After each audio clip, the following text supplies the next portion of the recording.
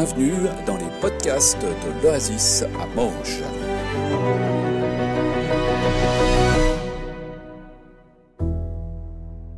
Bonjour et bienvenue dans cette capsule du dimanche 28 janvier, déjà un mois de passé dans cette nouvelle année. Bienvenue dans cette capsule où nous allons parler d'un texte qui se trouve dans 1 Samuel 3. Je suis en compagnie de Thibaut. Bonjour à tous et bienvenue. Et puis on se réjouit de passer ce moment ensemble où on veut un petit peu nous rendre attentifs dans la différence qu'il y a entre entendre et écouter. Et pour ça, on va reprendre un petit peu le contexte qui se trouve dans 1 Samuel 1 et 2, avant que Thibaut nous fasse travailler un peu plus en détail sur 1 Samuel 3. Et puis on terminera avec une petite exhortation de Matthieu, sauf erreur. Exactement. Et voilà. Donc, en ce temps-là, nous dit le texte, la parole et les visions de la part de Dieu étaient rares. Il y avait peu d'interventions de Dieu. Et puis, dans le cadre de la gestion, j'allais dire, du temple même, c'était un peu compliqué. Élie, qui était le prêtre principal, on dirait, était vieux, plus ou moins aveugle. Et ses fils, c'était pas top, en fait, on pourrait dire. C'était des prêtres au service dans le temple, et la parole nous dit qu'ils ne connaissaient pas Dieu. Et comment est-ce qu'on peut être prêtre dans un temple et pas connaître Dieu ? Ça peut paraître un peu paradoxal. Ils étaient violents, donc ils volaient dans les sacrifices. Ils ne laissaient pas, comme le texte dit, il fallait que la graisse soit brûlée avant de pouvoir prendre les sacrifices. Et eux, ils se servaient avant, ils obligeaient les gens à donner des choses qui étaient prévues pour les sacrifices. Ils étaient donc dans le mépris des lois de Dieu. Et même, il est dit dans les textes qu'ils couchaient avec les servantes qui étaient là pour servir au temple. Et voilà, donc c'est vraiment des actes qui n'étaient pas du tout recevables. Mépris des personnes, violence, mépris des lois de Dieu, etc. Et le peuple se plaint auprès d'Élie.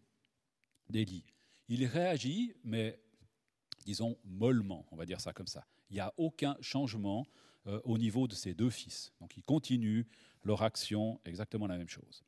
Parallèlement à cette histoire, il y a un autre récit, celui de Elkana, qui est marié qui a 2 épouses, une qui s'appelle Anne et qui est stérile, et la seconde qui s'appelle Pénina et qui a des enfants, et qui est un petit peu pas très cool, disons, avec Anne qui n'a pas d'enfants.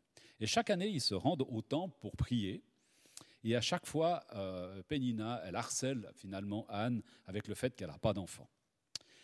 Un jour, Anne se rend dans le temple, et puis elle pleure devant Dieu, elle prie longtemps, et puis elle livre son cœur à Dieu, en fait. Et puis Élie, il la regarde, il la voit prier, et puis il pense qu'avec le temps qu'elle passe là, et puis qu'on ne l'entend pas parler, mais on voit juste ses lèvres bouger, il pense qu'elle a un petit peu abusé, disons, des boissons alcooliques. Et Anne, il va la reprendre, lui dit, écoute, maintenant, voilà. Et puis Anne lui dit, non, mais elle lui explique sa situation, et puis Élie la bénit, et puis elle repart de là comme ragaillardie, en fait, comme si Dieu lui avait transmis dans son cœur que quelque chose allait changer. Et effectivement, l'année d'après, elle est enceinte et elle va donner naissance à un fils. Et son vœu, ça a été que si elle est enceinte, si elle a un enfant, un fils, elle le consacrerait à l'Éternel. Alors l'année suivante, elle va être enceinte de Samuel, je la fais un peu courte, et après le sevrage de l'enfant de Samuel, en fait, les parents reviennent à Jérusalem au temple et ils confient Samuel au prêtre Élie. Et puis les parents, ils vont continuer à venir année après année, chaque année au temple à Jérusalem pour prier, voir Samuel, lui remettre des habits adaptés à sa taille, parce que je crois qu'il grandit en fait avec le temps. Effectivement, chaque année, elle lui confectionne une robe exprès pour le temple. Voilà.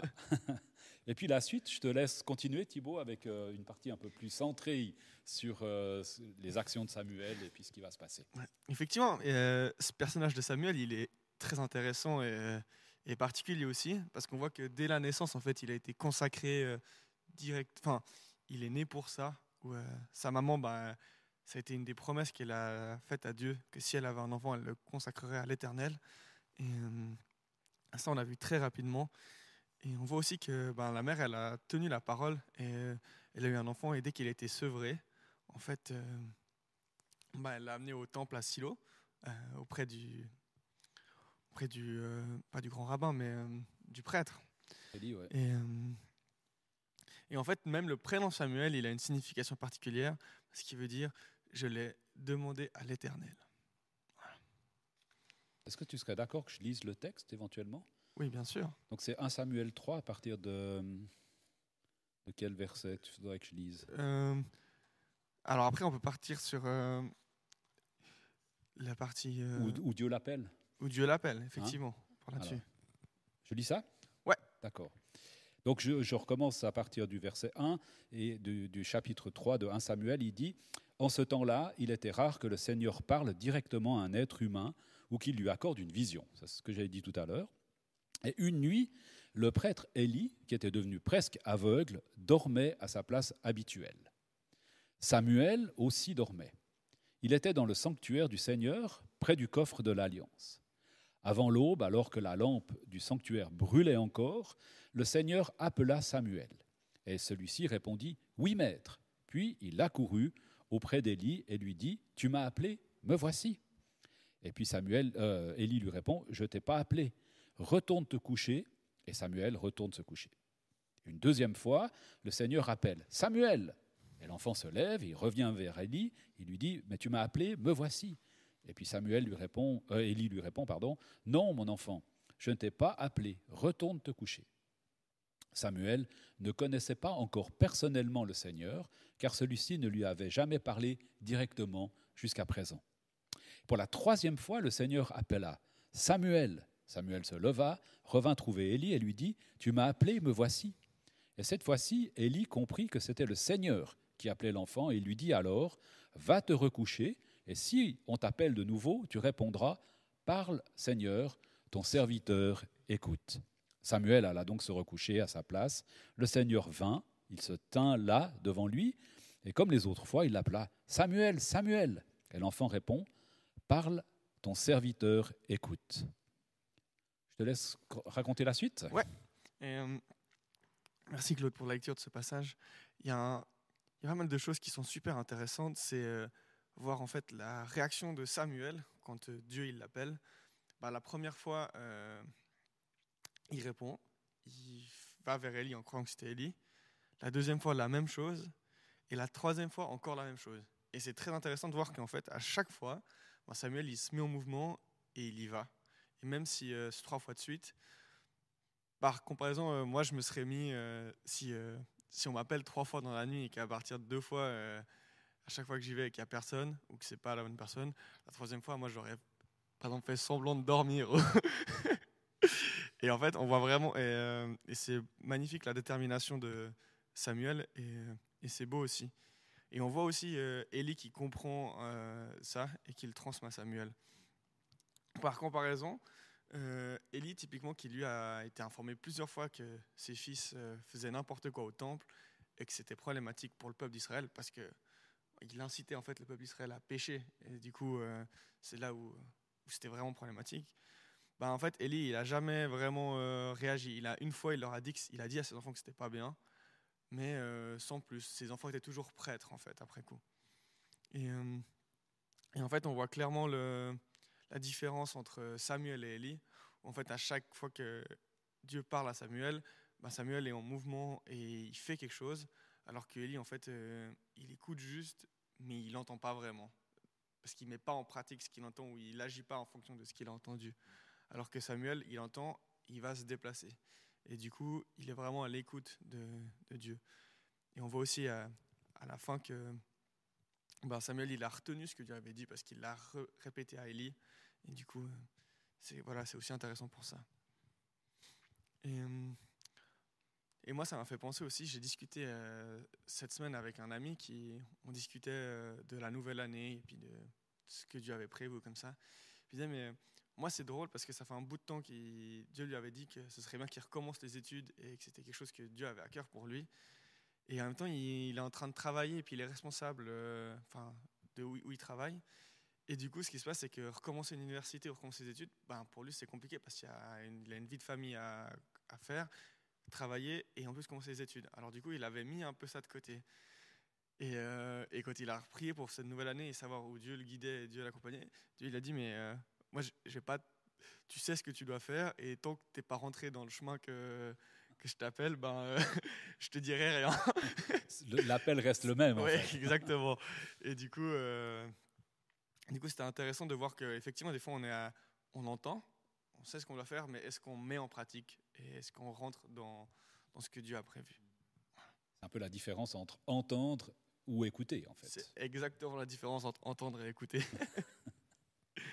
Et il y a encore un autre élément aussi qui est super intéressant dans cette histoire, c'est on pourrait se dire, mais en fait, pourquoi Dieu il parle directement à Samuel et pas forcément à Élie? Parce qu'Élie, c'est quand même le grand prêtre d'Israël à ce moment-là. Spirituellement, c'est la personne la plus haut placée. Voilà. Et en fait, c'est intéressant de voir que Dieu, en fait, il regarde au cœur et à la foi. Et il ne regarde pas à l'expérience ou à l'âge. Donc effectivement, même Samuel, qui est tout jeune, mais tout le long dans le texte, en fait, c'est marqué qu'il est agréable aux yeux de Dieu, il est agréable à l'Éternel et agréable au peuple. Et en fait, il est vraiment là pour servir Dieu. C'est pour ça que c'est sa mère, elle l'a consacré à ça. Et du coup, Dieu, il regarde vraiment à ça, au cœur, et dans quel esprit et dans quel cœur on fait quelque chose. Et pas à l'expérience ou à l'âge. Voilà.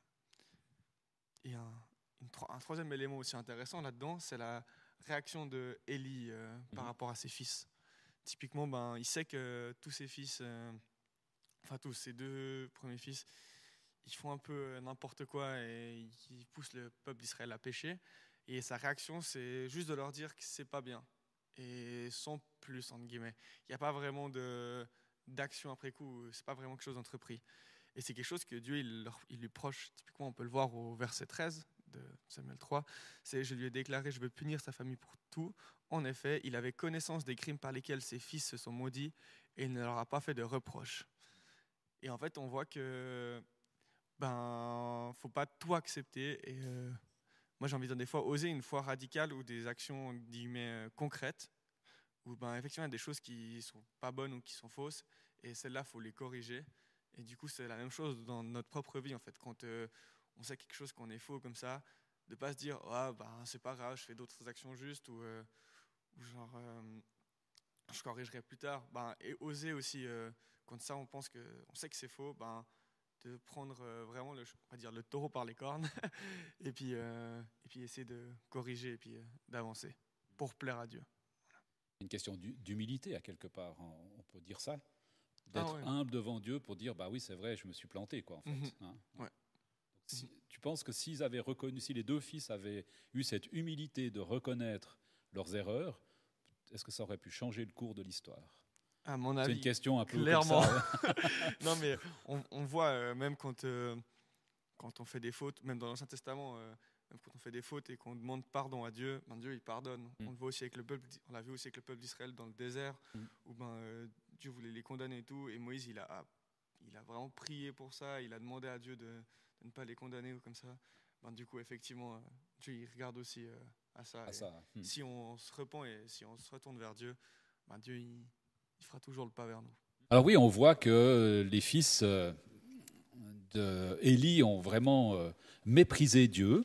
Et puis ça a eu des conséquences, mais ça a eu des conséquences pas seulement sur la vie des deux fils et d'Élie, mais ça a eu des conséquences sur l'ensemble du peuple. Et si on lit la suite de 1 Samuel, les chapitres 4 et 5, que je vous résume rapidement, il y a comme un jugement sur la maison et sur la famille d'Élie, mais sur le peuple aussi.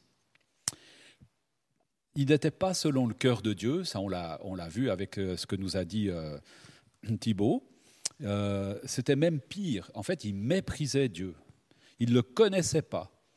Et puis, s'ensuit des combats contre les Philistins. Les Philistins viennent attaquer Israël. Et Israël perd le combat.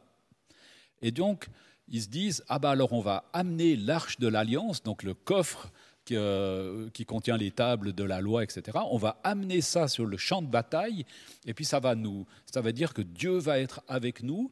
Et c'est les 2 fils d'Élie qui amènent, qui sont présents avec l'arche dans le combat. Un peu de la superstition, en fait. Ils ont dit, voilà, si on prend Dieu avec nous, on va gagner, etc. Les Philistins vont perdre. Et puis ce qui se passe, en fait, c'est que Israël perd, en fait, ce combat. Les 2 fils d'Élie sont morts. Un messager part du champ de bataille, il court jusqu'au temple, il annonce la nouvelle à Élie, qui était assis sur sa chaise, et quand il entend qu'Israël a perdu, que ses fils sont morts, il tombe à la renverse et il se brise la nuque. Il meurt là aussi, devant le temple, en fait. Et une femme d'un des fils d'Élie, elle accouche ce jour-là, et elle nomme son fils, il faut que je relise le nom, Ichabod. Et ça veut dire « il n'y a plus de gloire dans Israël » parce que l'arche a été perdue, parce que le coffre a été récupéré par les Philistins.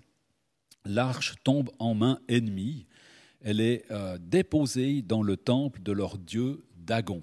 Et c'est intéressant de voir la suite, parce que la suite, l'histoire ne s'arrête pas là en fait. Il y a une petite suite intéressante.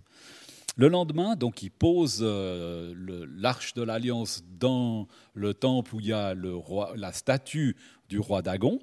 Et le lendemain matin, quand ils arrivent, la statue est couchée par terre devant l'arche de l'Alliance. Alors, voilà, les Philistins relèvent la statue, ils recalent un petit peu pour pas qu'elle risque de retomber une deuxième fois. Voilà. Et le jour d'après, quand ils arrivent, la statue est à nouveau par terre, mais cette fois-ci, elle est cassée en 4 pièces, en fait. Il y a le corps, il y a les 2 mains qui sont séparées et la tête a roulé un bout plus loin. Et alors, quand ils voient ça, ils se disent, cette arche de l'Alliance de Dieu, il ne faut pas la garder ici. Je fais la version courte, on va la renvoyer en Israël. Alors, ils décident de la mettre sur un char tiré par 2 vaches qui repartent direction Israël. Et elle arrive en Israël. Mais il faudra encore attendre quand même 20 ans, 20 ans, donc c'est pas juste. Donc du coup Samuel commence à devenir un peu plus âgé. C'est plus un enfant là. C'est plus un enfant. Il va falloir attendre encore 20 ans pour que le peuple revienne à Dieu. Et quand ils reviennent à Dieu, à ce moment-là, le prochain combat contre les Philistins, il va être gagné. Vous voyez ? Il y a quand même vraiment des conséquences, il y a comme un lien direct entre le fait d'écouter, d'entendre Dieu, de lui obéir, de mettre son cœur, en fait, relier son cœur au cœur de Dieu.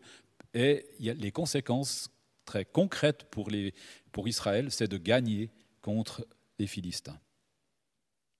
Dieu n'avait pas dit son dernier mot. C'est comme ça que j'ai intitulé mon petit mot pour la fin, avant d'aller dans la conclusion avec Matthieu.